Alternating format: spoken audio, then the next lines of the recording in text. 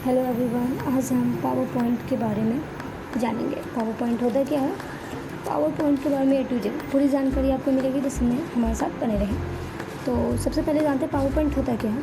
तो power point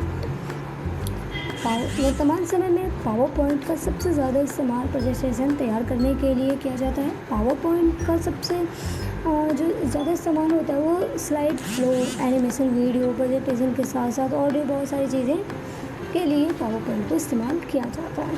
तो ये तो आपको पता चल ही गया होगा कि पीपीटी यूज़ करने के लिए सबसे ज़्यादा पावर पॉइंट को ही इस्तेमाल किया जाता है। ठीक है, पावर पॉइंट को ओपन करने के भी बहुत सारे ऑप्शंस होते हैं, तो मैं आपको वो भी बताऊंगी कौन कौन से तरीके हैं। तो बने हुए हमारे वीडियो के साथ। तो लेट्स गो। मैं आपको बताती हूँ सबसे पहले कंट्रोल आर के साथ भी होता है, बट अभी मैं बताऊँगी माउस से। माउस पे क्लिक करना है, न्यू के बाद यहाँ पे माइक्रोसॉफ्ट पावर पॉइंट लिखा आएगा, आप उस पर क्लिक कर दें। क्लिक करते ही आपके सामने एक फाइल ओपन आ जाती है, डेस्कबोर्ड पे फाइल आ जाती है। इस फाइल को जैसे ही आप क्लिक करेंगे फिर डायरेक्टली आपको पावर पॉइंट के अंदर ले जाएगा। पावर पॉइंट में आगे आप कंट्रोल एम से न्यू स्लाइड ले सकते हैं और यहाँ से वर्क कर सकते हैं। मैं वर्क करना भी सिखाऊंगी, बट अभी स्टार्टिंग है तो आप बेसिक जानिए। विंडो के साथ आर प्रेस करने के बाद पावर पॉइंट PNT लिखना है। पावर पॉइंट में लिखना है पावर PNT लिखना है, फिर ओके कर देना। ओके करने के बाद आपको डायरेक्टली पावर पॉइंट ओपन हो जाता है।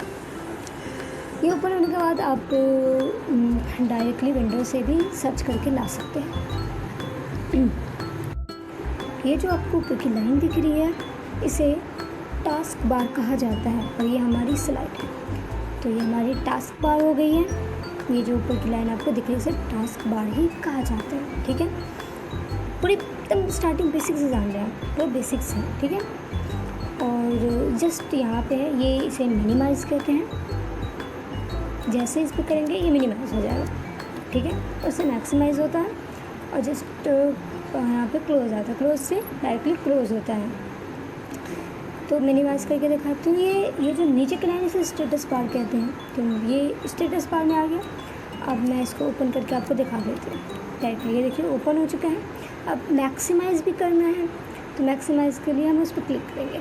डायरेक्टली जैसे क्लिक करेंगे मैक्सिमाइज़ हो गया। तो ये भी आपको पता चल गया।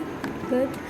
अब मैं आपको मिनिमाइज़, मैक्सिमाइज़ जो भी पता चल गया, तो वो कट नहीं करना है, अब इस पर वर्क करना है। ठीक है, तो अब मैं आपको सिखाती हूँ। ये जो है ये 3 चीज़ें, मतलब अंडू है, रीडू है। मैं इसमें और भी चीज़ ऐड कर सकती हूँ जो मुझे शो हो। ठीक है, जिसको मैं डायरेक्टली क्लिक करूँ और वो आ जाए, तो मैं वो ऐड करके भी दिखा देती हूँ आपको। ये अंडू, रीडू, और यहाँ पे जो ऑप्शन है इस पर हमें डॉट वाले बटन पे हमें क्लिक करना है। क्लिक जैसे ही हम करेंगे तो वहाँ पे भी ऑप्शन होते हैं। ये देखिए जैसे ऑप्शन है सेव कर लो, अंडू, रीडू जो है वहाँ पे शो हो भी रहा है। 3 चीज़ तो मैंने शो कर रखे हैं, और भी चीज़ आप चाहें तो और भी चीज़ें वहाँ पे ऐड कर सकते हैं। ठीक है, हटाना चाहे तो डायरेक्टली वहाँ से जाके हटा भी सकते हैं।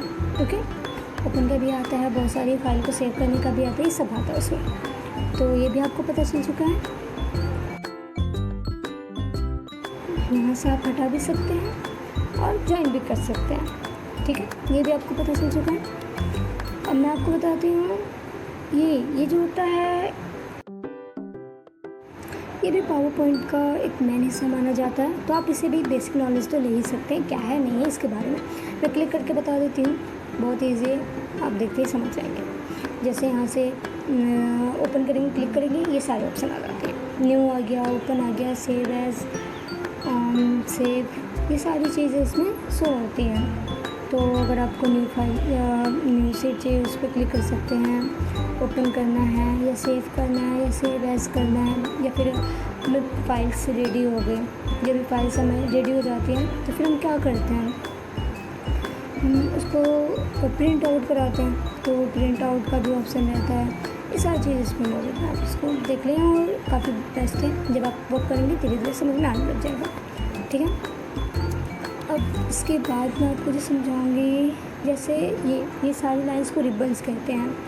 ये हमारी टैब है, होम टैब हो गया, इंसर्ट टैब हो गया, तो ये सारे हमारे टैब होते हैं, इनका नाम रिबन्स होता है। एक टैब में भी बहुत प्रकार के होते हैं, जैसे मैं आपको दिखा रही हूँ, सभी में अलग अलग होते हैं उनको भी हमें समझना है कि इसका मतलब क्या है, उसमें कैसे होता है, तो मैं वो आपको समझाऊँगी। स्टार्टिंग करेंगे होम से, इंसर्ट से, ऐसे धीरे धीरे फिर सारा समझेंगे। ओके, तो ये भी आपको समझ में आ चुका है। जब मैं वो करूँगी तो आप लोगों को अच्छे से एक्सप्लेन करूँगी कैसे क्या होता है। ठीक है, तो अलग अलग होते हैं, टैब में भी बहुत सारे ऑप्शंस होते हैं, वो समझना ज़्यादा ज़रूरी होता है। ठीक है, अब गाइस प्लीज़ पूरा वीडियो देखिएगा। मैं बहुत मेहनत से वीडियो बनाई है, तो आपको न्यू स्लाइड भी चाहिए तो कंट्रोल M करके और भी स्लाइड ले सकते हैं, और स्लाइड के ऑप्शन बहुत होते हैं। ठीक है, मैं आपको नई स्लाइड को भी ऐड करना सिखा रही हूँ। जैसे आप यहाँ पे स्लाइड के ऑप्शन पे क्लिक करेंगे, एक और स्लाइड आपके सामने जॉइन हो जाएगा। जैसे आप पहले पेज पे काम कंप्लीट कर लेते हैं तो दूसरे स्लाइड पे आके उसमें भी काम कर सकते हैं। ऐसे करके आप बहुत सारे स्लाइड ले सकते हैं और अपने वर्क को कंप्लीट करते जा सकते हैं।